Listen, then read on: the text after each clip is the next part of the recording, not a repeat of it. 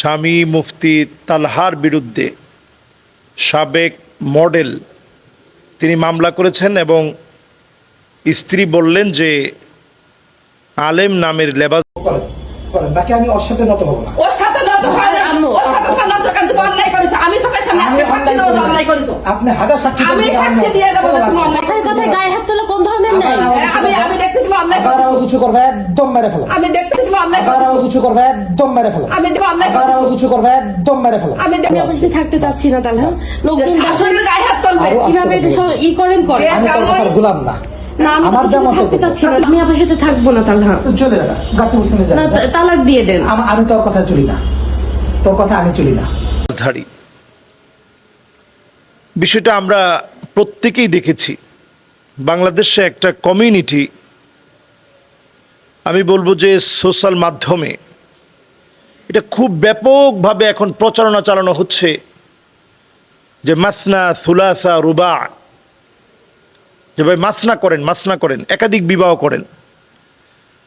আসলে এই একাধিক বিবাহটা শরীয়তের মানদণ্ডে গুরুত্ব দেওয়ার ক্ষেত্রে কতটুকু গুরুত্বপূর্ণ? আমাদের দেশে এই বিষয়টা নিয়ে কথা বলার মতো লোক একেবারেই নাই বললে চলে আমার কাছে মনে হয়। হ্যাঁ, যার প্রয়োজন তিনি একাধিক বিবাহ করবেন, তিনি তার স্ত্রীকে ম্যানেজ করেই সাংসারিক জীবনের সুখ যেন ঠিক থাকে। কারণ আপনি একাধিক বিবাহ করবেন যদি সংসারে সুখই না থাকে, তাহলে একাধিক বিবাহ দিয়ে বরং আপনার কলহ আরো বেশি বেড়ে গেল। যেটা আমরা এই দম্পতির জীবনে দেখেছি, আমি খুব অবাক হয়েছি। প্রথমে আলেমের কথাই বলি, তিনি একজন মডেলকে বিয়ে করছেন, উনি দিনের পথে আসছেন, পুরোপুরি হিজাব করার কারণে তিনি তাকে পছন্দ করেছেন, বিয়ে করেছেন। আলহামদুলিল্লাহ, বিয়ে তো কোনো খারাপ কিছু না। এরপরে তিনি আরও বিয়ে করেছেন, সেটাতেও কোনো অপরাধ নেই, একাধিক বিয়ে তো তিনি করতেই পারেন, শরীয়ত যেটা অনুমতি দিয়েছে। কিন্তু উনি উনার বক্তব্যে আমি দেখলাম স্পষ্ট তিনি এটা বলছেন একবারে মেরে ফেলব। তো এই জাতীয় শব্দ চয়ন যদি উনি মোবাইলের সামনে করতে পারেন, ওনার আচরণগত আমার কাছে মনে হয় যথেষ্ট ত্রুটি আছে। কারণ একজন মানুষ ক্যামেরা উঁচা করলে এমনি মানুষ থেমে যায়, অভদ্র মানুষ ক্যামেরা দেখলে ভদ্র হয়ে যায়। আর তিনি তো একজন আলেম, তাহলে উনি তো ক্যামেরা দেখার আগেই ওনাকে আসলে শুধরে যাওয়া দরকার ছিল। তিনি ক্যামেরার সামনে একেবারে মেরে ফেলার হুমকি দিল। এটা খুবই অসঙ্গতিপূর্ণ এবং অসুন্দর লেগেছে আমার কাছে। এরপরে এই কমিউনিটি তারা যেইভাবে বহু বিবাহকে প্যাট্রোনাইজ করতেছে, একাধিক বিবাহ অথবা বিধবাকে বিবাহ করা, এগুলোকে ভালোভাবেই হাইলাইটস করে তিনি মানুষের সামনে নিয়ে আসছেন, খুবই সুন্দর, কোনো অসুবিধা নেই। কিন্তু নবী সাল্লাল্লাহু আলাইহি সাল্লাম বিষয়টাকে কি এতটা গুরুত্ব দিয়েছেন কিনা এটা আগে আপনাকে বুঝতে হবে। শরীয়তের ভিতরে কোনটার গুরুত্ব কতটুকুন দেওয়া হয়েছে, এই জিনিসটা না বুঝলে শরীয়ত আমাদের কাছে পরিষ্কার হবে না। শরীয়তের ভিতরে একাধিক বিবাহ করাকে নবীজি কেমন গুরুত্ব দিয়েছেন একটু চিন্তা করেন। নবীজির কাছে একজন সাহাবী আসছে 10 জন স্ত্রীকে নিয়ে, তিনি তখনও কালেমা পড়ে মুসলমান হন নাই। 10 জন স্ত্রীকে নিয়ে যখন আসছেন, নবী আলাইহিস সালাতু ওয়াস সালাম বলতেছেন ফাখতার মিনহুন্না আরবাআহ, তুমি যদি এখন কালেমা পড়ে মুসলমান হতে চাও তাহলে 10 জন থেকে তুমি 4 জনকে বেছে নাও। 10 জন থেকে 4 জনকে তুমি বেছে নাও।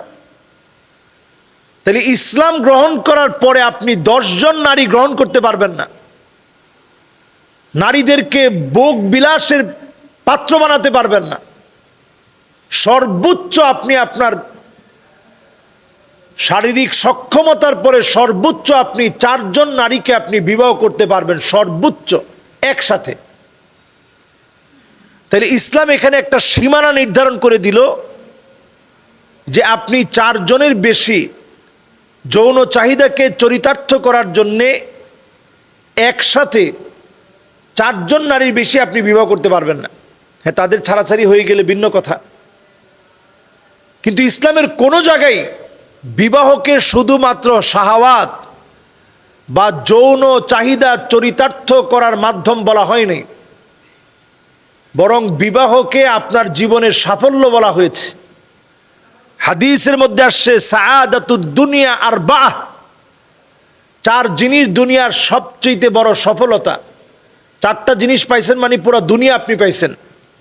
এর মধ্যে 1 নাম্বার, নবী আলাইহিস সালাতু ওয়াস সালাম বলছেন, 1 নাম্বার, আপনি দুনিয়ার জীবনে বাইতুন ওয়াসিআ, একটা মোটামুটি একটা বড় সড়ো বাড়ি আল্লাহ তাআলা আপনাকে করার তৌফিক দিয়েছেন, দুনিয়ার অনেক বড় কিছু পাইছেন। 2 নাম্বার মারকাবুল হানি, একটা যানবাহন আল্লাহ তাআলা আপনাকে দিয়েছেন, একটা বাহনে চড়ে আপনি যেতে পারেন, একটা গাড়ি কিনতে পারছেন, অনেক কিছু পাইছেন। 3 নাম্বার ইমরাতুন সালেহ, বাড়ি আছে গাড়ি আছে, বউ ভালো না, তাহলে এই সম্পদ বেশি দিন টিকবে না। এই জন্য নবীজি 3 নাম্বারে বললেন নেককার স্ত্রী। যদি নেককার স্ত্রী আপনার জন্য আপনার সঙ্গিনী হয়, বাকি 2টা পরিপূরক হয়ে আরো বাড়বে। এরপরে নবী আলাইহিস সালাতু ওয়াস সালাম 4 নাম্বারে বলছেন, 4 নাম্বার অত্যন্ত গুরুত্বপূর্ণ পয়েন্ট এটি। 4 নাম্বারে নবী আলাইহিস সালাতু ওয়াস সালাম বলছেন প্রতিবেশী ভালো হওয়া লাগবে। যদি প্রতিবেশী নেককার হয় তাহলে আপনি দুনিয়া সব পেয়ে গেলেন, সাআদাতুদ দুনিয়া, দুনিয়ার সফলতা পুরোপুরি পেলেন। প্রতিবেশী ভালো হলে আপনার স্ত্রী ভালো থাকবে, আপনার পরিবারটা ভালো থাকবে, দেখবেন সকল রকমের ফিতনা ফাসাদ থেকে হেফাজতে থাকবে। এই জন্য এই 4টি বিষয়কে সাআদাতুদ দুনিয়া, দুনিয়ার সফলতা বলে উল্লেখ করা হয়েছে। তাহলে 4 জিনিস যদি দুনিয়ার সফলতা হয়, এখন আমাদের একটা কমিউনিটি নতুন করে এমনভাবে প্রচার করা হচ্ছে যে একাধিক বিয়ে করেন, একাধিক বিয়ের ভিতরে সব বরকত, একাধিক বিয়ে বেশি বেশি করেন। এগুলো এইভাবে প্রচার করার বিষয় না, এটা প্রয়োজন সাপেক্ষে বিবাহ শাদী হবে। এই জাতীয় বিবাহের ভিতরে আপনি ঘটনা ঘটে দেখেন, আজকে বিয়ে তো কালকে ছাড়াছাড়ি, তাহলে আপনি বিয়ে করে তো মেয়ের জন্য আপনি অঘটন ঘটালেন। যে মেয়েটা বিধবা ছিল, তারপরেও সমাজে বিধবা হিসেবে সে একরকম ছিল, ডিভোর্সি হিসেবে একরকম ছিল। আগে একটা ডিভোর্স ছিল, এখন আপনার সংসারে নিয়ে আপনি যখন আবার ডিভোর্স দিলেন, এখন তো 2টা ডিভোর্সই হলো। এই জন্য সমাজের ভিতরে বহু বিবাহকে খুব বুঝে শুনে অ্যাকসেপ্ট করা লাগবে, বহু বুঝে শুনে।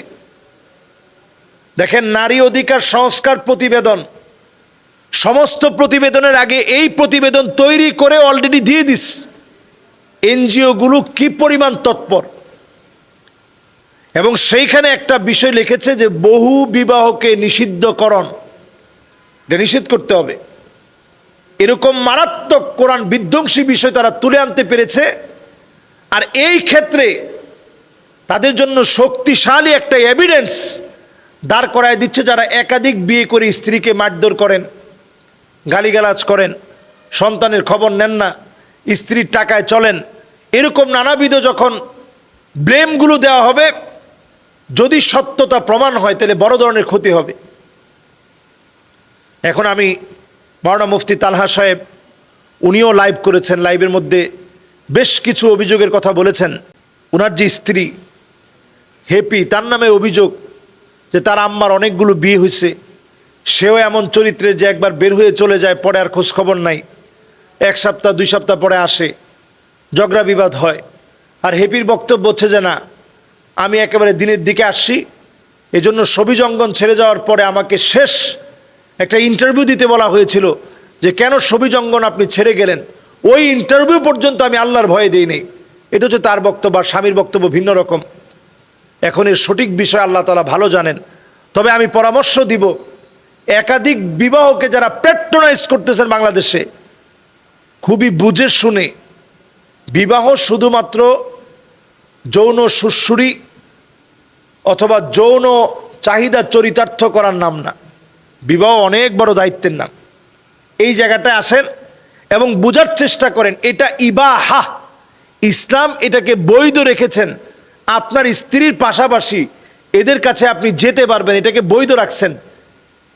এটাকে আপনি খুব বেশি সওয়াবের কাজ বলে মনে করে সমাজের ভিতরে অশান্তি সৃষ্টি করা দরকার নেই। হ্যাঁ, আপনি বিয়ে করছেন, স্ত্রীও অনুমতি দিছে, একজন বিধবার পাশে আপনি দাঁড়িয়েছেন, তাকে বিয়ে করছেন। as-sa'i আলাল আরমালাতি ওয়াল মিসকিন কাল মুজাহিদি ফি সাবিলিল্লাহ, আল্লাহর পথে জিহাদের সমান সওয়াব হবে। কিন্তু আপনার ঘরে যদি এই বিবাহ করার কারণে যদি প্রতিদিন মারামারি লেগে থাকে, নামাজ কালাম সব ধর্ম চর্চা সব যদি চলে যায়, তাহলে আপনি বিবাহ করে তো আপনি মহা ক্ষতির ভিতরে পড়ে গেলেন। এই বিষয়গুলো আমাদের খেয়াল রাখা দরকার। শরীয়তের মাদারিজুস শরিয়াহ, শরীয়তের ভিতরে কোনটাকে কোন স্তরে রাখা হয়েছে, এই বিষয়গুলো চিন্তা করে আমাদেরকে এই বিষয়গুলোতে কথা বলা দরকার।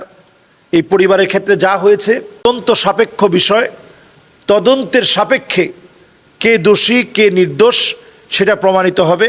আমরা উভয়ের বক্তব্য দেখেছি।